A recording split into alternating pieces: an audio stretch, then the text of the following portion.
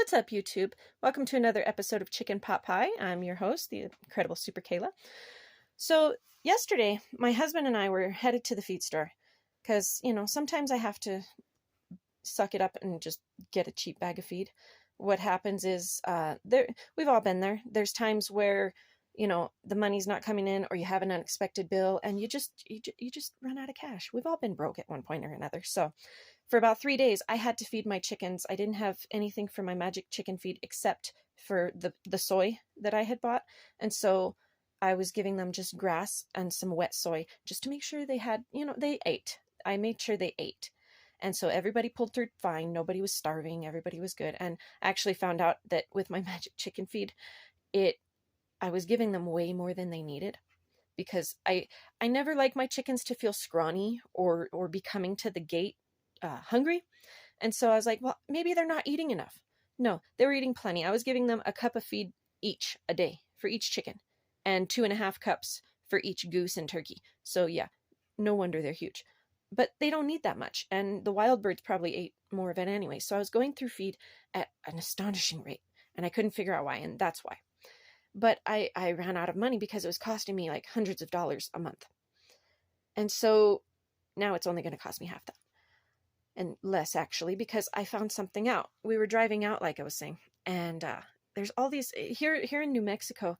Anybody who lives out here in New Mexico, you'll know there's Chinese elms everywhere, and nobody really cares for them, But my father-in-law always used to call them nasty trees because he said they'll invade your septic tank. I mean, we've tried cutting down the ones in our yard. Oh my God, there's so many times. The roots come back. It's more of a root system. The little baby pops up. You better get it when it's this big, or you're not going to get it at all. And so I asked my husband, I go, I wonder if chickens, just off head, I wonder if chickens can eat elm leaves. And so it stayed in back of my mind. And when I came home yesterday, I sat down and I did a little research. And I found out, sure enough, that yes, farmers have been planting elm trees near their property for forever. Okay, since they came over on whatever. I know my history, I just don't want to get into it right now. So the reason they plant them is because they would dry them and use those as fodder for cattle, chickens, all their animals in the wintertime. And fresh leaves can even be eaten by humans. They're highly edible. So I wrote down the nutrition content of them, and it turns out that elm leaves are 20.44% protein, 1.89% calcium, 0.49% magnesium, and 1.82% potassium. They're super nutritious. Ulma, that's the scientific name of the elm, is actually known as one of the most nutritious trees there are. So that's, if you noticed earlier, my thumb is all green. That's because I've been stripping the leaves off of my elm trees.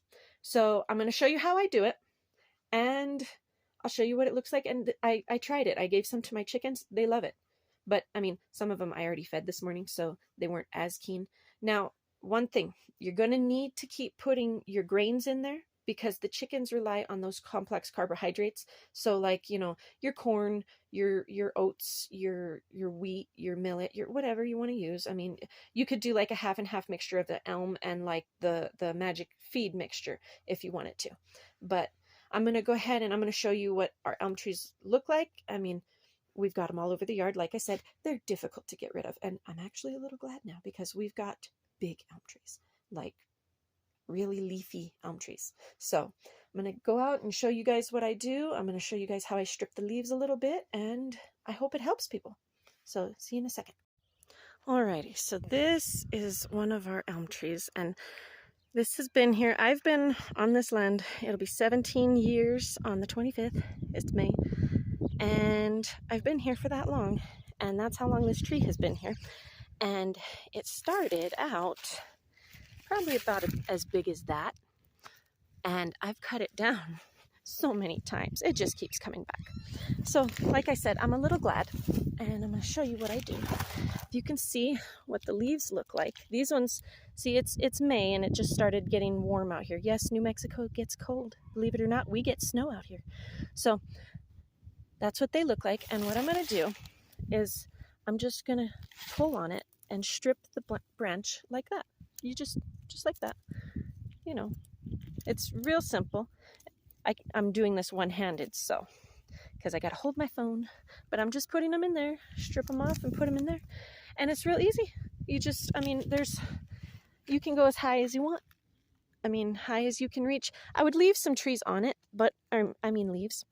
Leave some leaves on it. But to be honest, like I said, these elms, you can strip the whole thing, and in 2 weeks, it'll look like this again.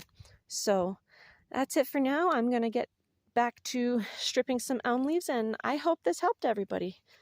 So have a good day. Make sure to like and subscribe. It really helps my channel. Right now I've only got 4 subscribers, but I've had like 80 something views. So subscribe, it'll help me out, and soon we'll get monetized. Thanks, guys.